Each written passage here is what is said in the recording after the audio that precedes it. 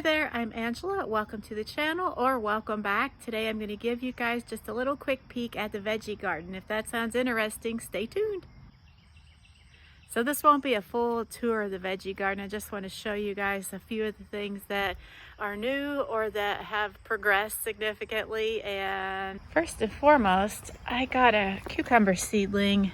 It's just called pickling cucumber from a friend of mine who gave me the seedling, and it was already pretty developed, and it already actually had a couple of little pickles on cucumbers, let me say.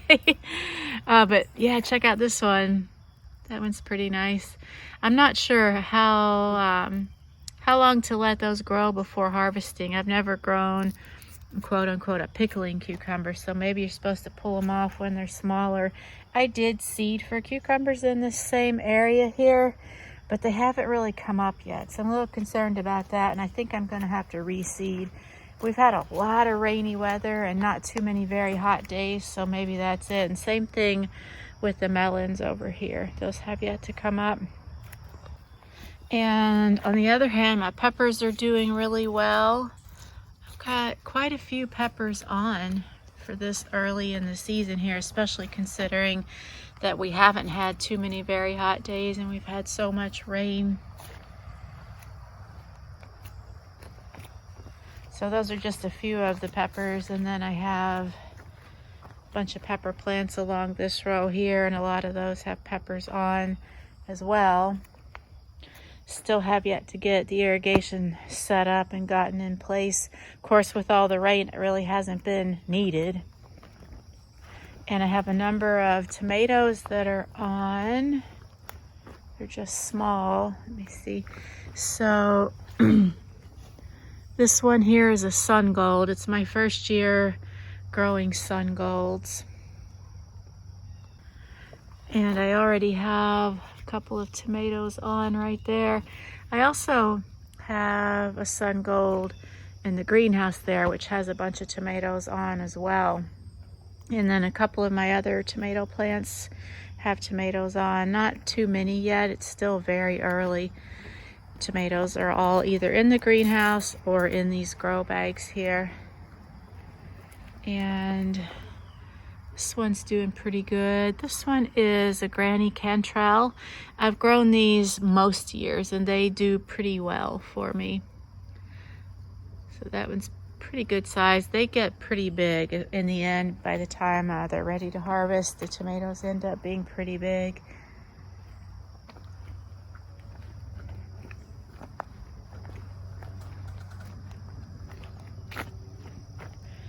And my sunflower seedlings are doing pretty good here.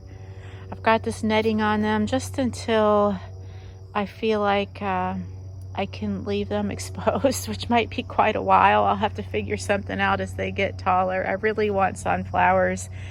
I did grow them last year, and did have a few that turned out really well.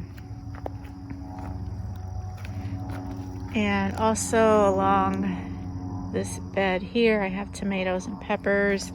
There's a couple of these that have tomatoes on already. This is a Bella Rosa. This is my first year growing this variety, but I hear really good things about it. And the first one of my tomato plants to produce tomatoes is this Paul Robeson. And those are looking really good, if you can see those. That's my first year growing that variety too. I'm trying a bunch of new ones this year. And in my garlic bed there, the garlic scapes are pretty much ready to pull off, and I make garlic pesto out of those. I have a pretty good recipe. It's not my recipe. It's just one I found online, but I made pesto with them last year and it was good. And the greenhouse plants are doing pretty good. What I've started doing with this, just to make sure that the pollinators are able to reach the tomato plants during the day, I'm leaving this door open right here, and I have tomatoes on already, so I guess it's been working out pretty well. This is another sun gold, the one I mentioned a minute ago, with tomatoes on. And The corn's growing, so that's pretty good. I do wish they could get access to all this good rain that we've had, but it's a trade-off. I think they're protected in here, and I might have a hope of getting some of the ears of corn for myself this year by growing them in here.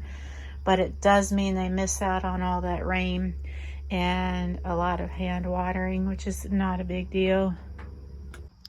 And once I have ears of corn actually on the plants in the greenhouse, I won't be able to leave that netting open during the day, because unlike the deer, which tend to kind of roam the garden in the very wee early hours of the morning or later into the evening, the squirrels just come all throughout the day. That's what we saw last year. They were taking the ears of corn right in the middle of the day. So at that time, I'll have to leave the netting doors kind of closed up pretty much all the time. And whether it thwarts the raccoons, we'll have to see. In case you're wondering, I just use binder clips, the extra large size binder clip, to hold this netting onto the 1x2 frame there, and it works pretty well. And then those are the other clips that I use to clip the whole door closed at nighttime. And I just saw, when I was showing you guys this from the other side of this bed, this matchbox pepper plant has some peppers on, tiny. It's my first year growing that variety. So both of these plants here are called matchbox peppers, and a lot of flower buds on that. I think that's going to do well. A couple of my tomato plants, those two tiny ones there, got off to a slow start, and I was very late getting them into the garden, so I don't know if they will thrive or not, but I'm going to keep them in there and, hopes that they will.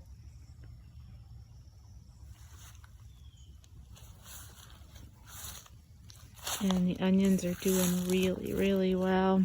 I will be so happy when they are ripe and ready to start harvesting. It's still going to be quite a while though. And this area here has just been kind of an overflow area for seedlings that I didn't have any space in my beds. So I just used all my grow bags up. I think I have almost every one of my grow bags in use for the first time ever. And these plants have taken a lot of what looks like slug damage.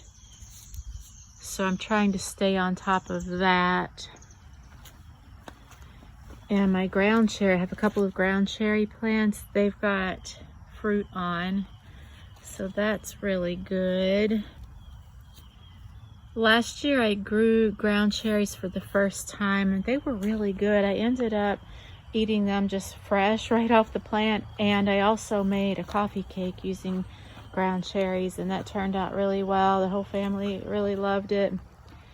And I've got a few tomato plants here, and I'm a little concerned that these are not getting the support that they need. So I'm going to have to find a way to keep those supported. They're in these very small 3-gallon size grow bags, and I wasn't even sure if this would be big enough, but it looks like it's doing fine. And I'll either have to put a cage there or install a couple of stakes or something like that to keep those held up. And then this grouping here are trees and shrubs that I still need to find a home for around the property. And I just now am seeing damage on these two tomato plants here. They've been chomped off right off the top there. So it's inevitable. Without a big solid fence, it's just inevitable, and even then it won't stop like a raccoon who could climb a fence, or a squirrel. So we will start working on our fence this year. There's always like a million gazillion projects in place here, and yeah, I guess you guys know how that goes too.